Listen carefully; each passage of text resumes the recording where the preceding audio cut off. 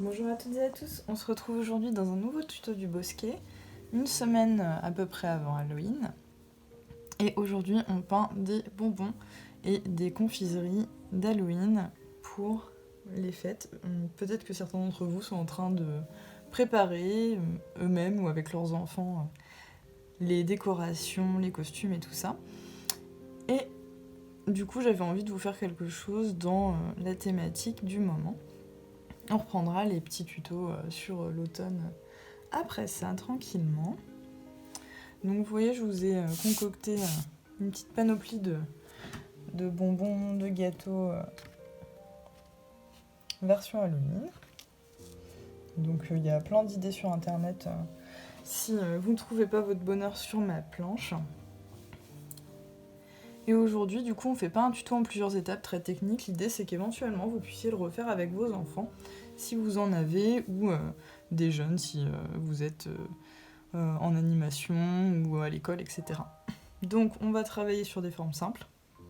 Des formes simples que soit vous pouvez laisser dessiner à la personne qui va peindre, soit que vous pouvez préparer si vous travaillez avec des enfants. Si vous travaillez avec des enfants, je vous conseille de repasser les contours avec un Pigma Micron ou tout autre feutre à pointe fine qui va avoir une encre de qualité archive, donc c'est une encre qui ne part pas à l'eau. Sinon, quand vous allez peindre après, vous allez avoir des bavures et on veut pas ça. Donc si vous travaillez avec des petits, n'hésitez pas à repasser tous vos contours que là j'ai crayonné avec une encre qui ne part pas à l'eau. Ça leur permettra de bien suivre les contours et de ne pas avoir le tracé qui s'efface.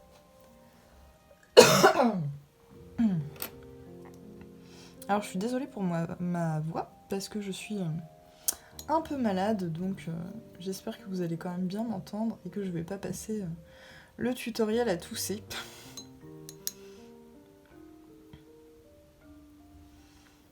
Donc l'idée ça va être de partir des couleurs les plus claires pour aller au plus foncé.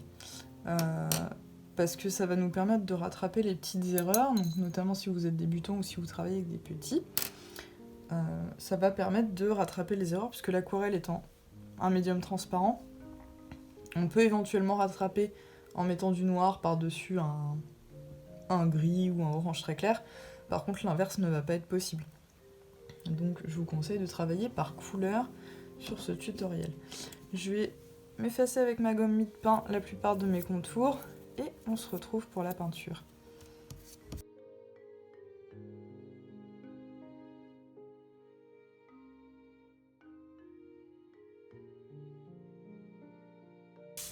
Donc voilà, les contours sont effacés. Je refais le focus au cas où.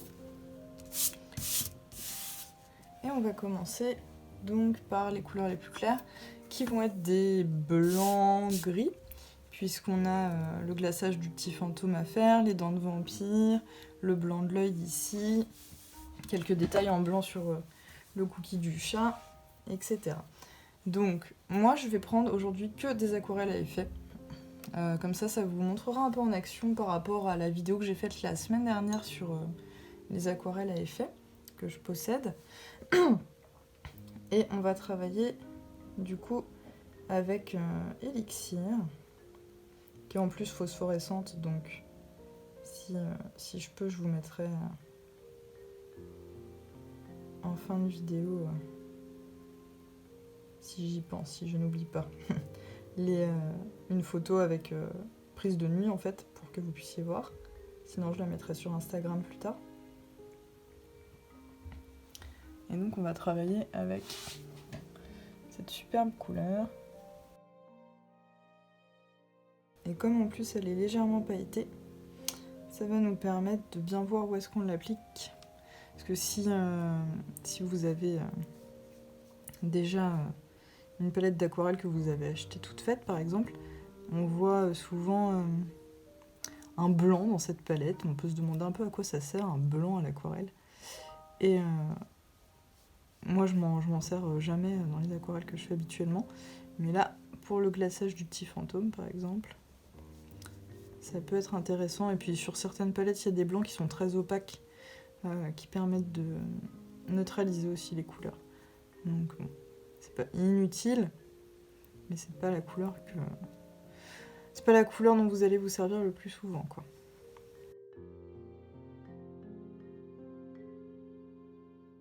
Donc on va repasser avec des pigments partout là où on est allé pour qu'ils soient bien chargés en paillettes et en pigments phosphorescents pour tout à l'heure.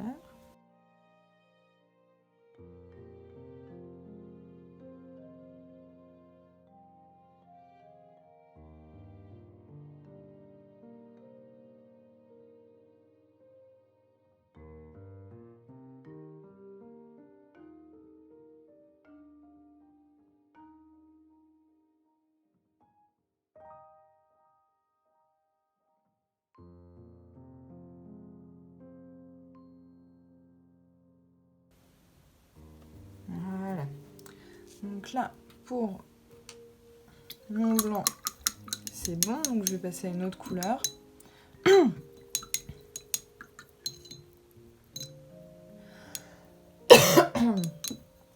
Je vais utiliser deux oranges différents.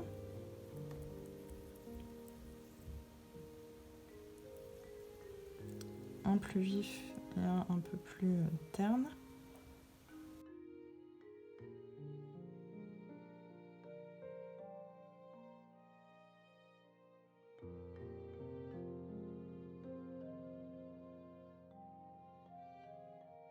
Comme toujours, on essaie de travailler assez rapidement pour obtenir un rendu assez homogène.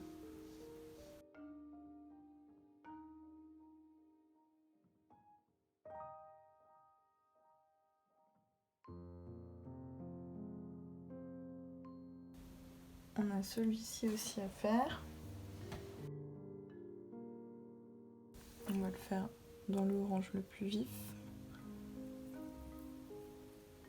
Vous savez, c'est les petits bonbons qu'on voit habituellement plus dans les pays anglo-saxons, en forme de petites cornes, de licorne.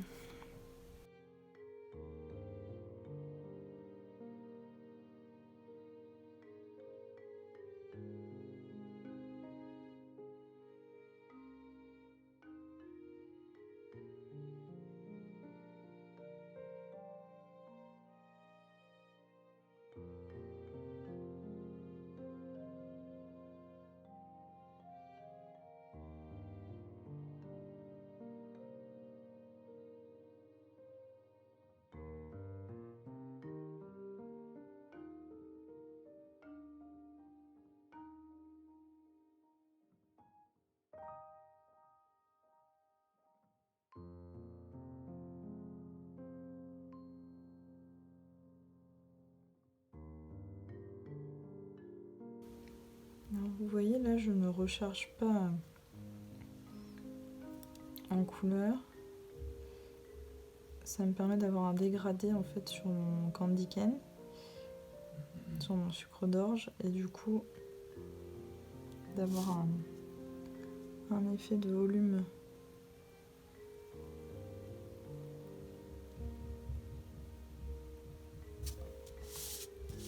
et de profondeur.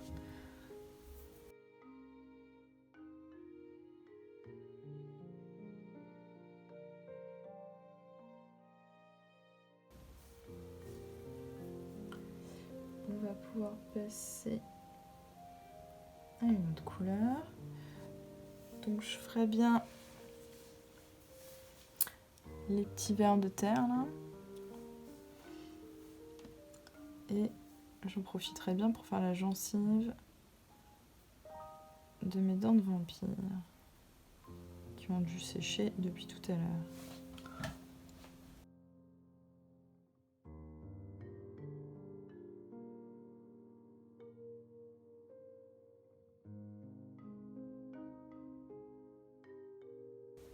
Donc pareil, je ne recharge pas pour faire la gencive. Comme ça, je vais avoir, avec le même rose quelque chose de plus clair que sur mon verre de terre au-dessus.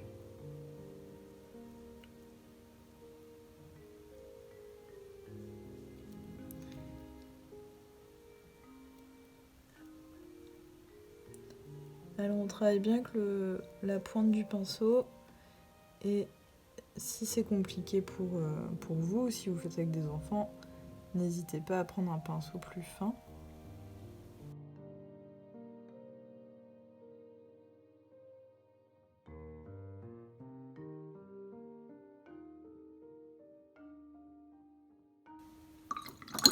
Et moi je vais prendre mon plus fin que j'ai sorti pour faire les petites veines dans le blanc de l'œil.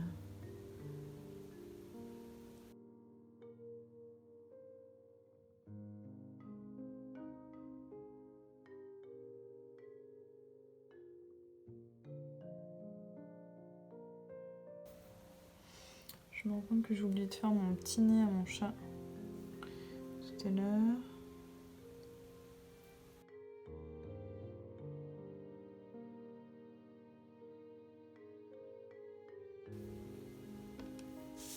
Hop, un petit verre.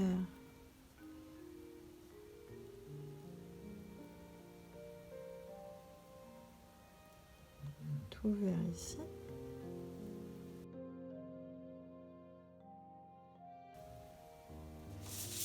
Et on va pouvoir faire la pointe de notre citrouille, ainsi qu'un petit dragé.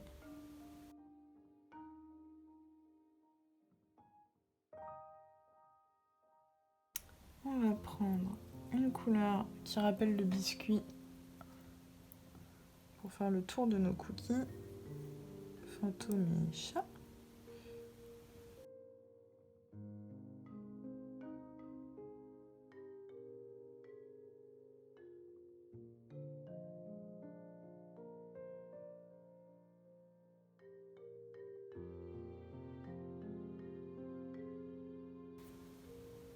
Alors j'ai mon élixir qui ne doit pas être très sec, puisque j'ai un peu de migration, comme là, mon rose sur les canines du vampire.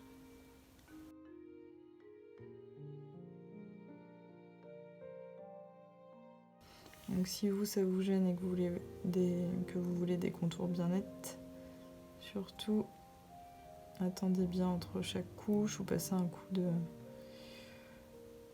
sèche-cheveux, tout simplement.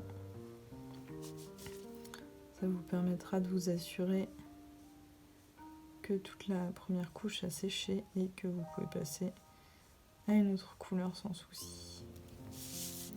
Moi ça me dérange pas trop, donc je vais laisser comme ça sécher et je reprendrai après les contours s'il faut.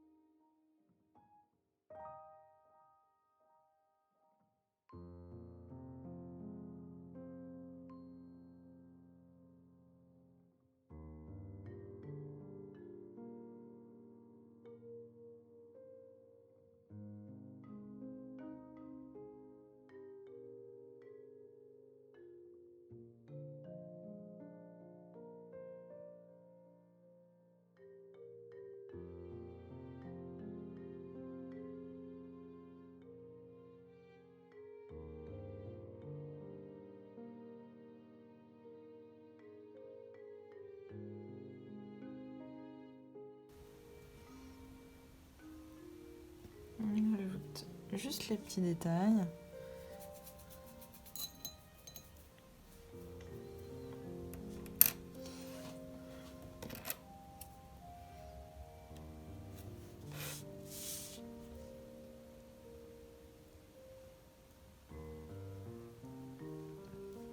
Les petits détails qui vont permettre d'avoir du volume sur les bonbons.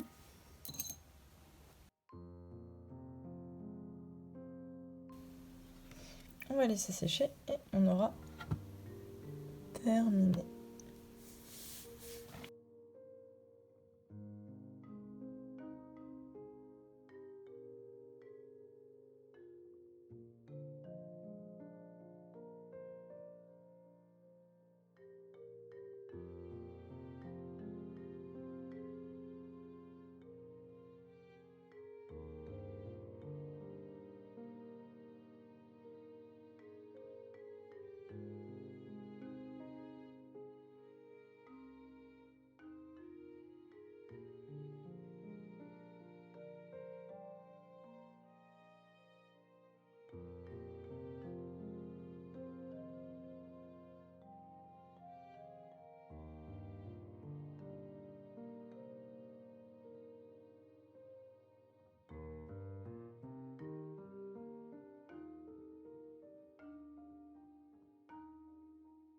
Maintenant que c'est bien sec, on va pouvoir repasser les contours au feutre fin si on le souhaite. Ça va permettre de faire ressortir les illustrations et de rajouter un peu de détails.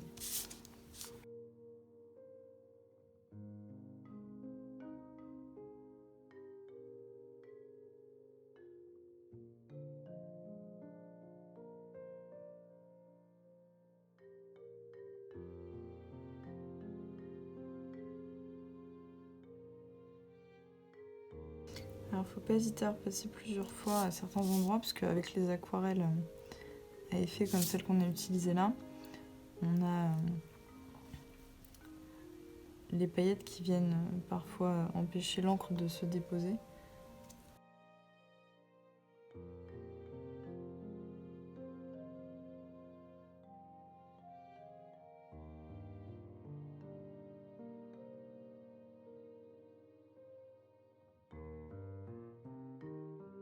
Donc vous voyez par exemple entre ces deux-là, où on a bien les mêmes couleurs, le candy cane ressort beaucoup plus que le bonbon puisque on a repassé les contours.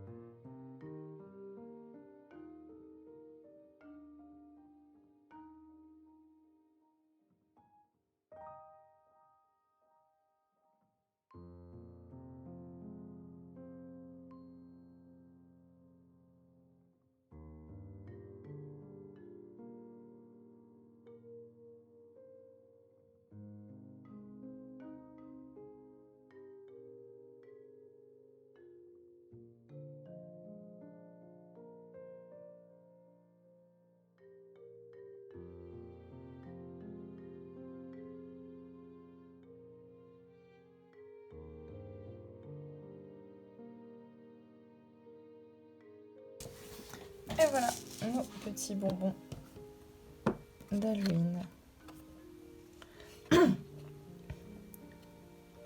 Je vous mets sur le blog les contours pour pouvoir le refaire chez vous à l'identique ou pour des enfants. Comme je vous ai dit tout à l'heure, vous avez plein d'autres exemples de petits bonbons faciles à dessiner comme ça sur internet. J'espère que ce tuto vous aura plu et je vous dis à très bientôt au bosquet pour de nouvelles découvertes.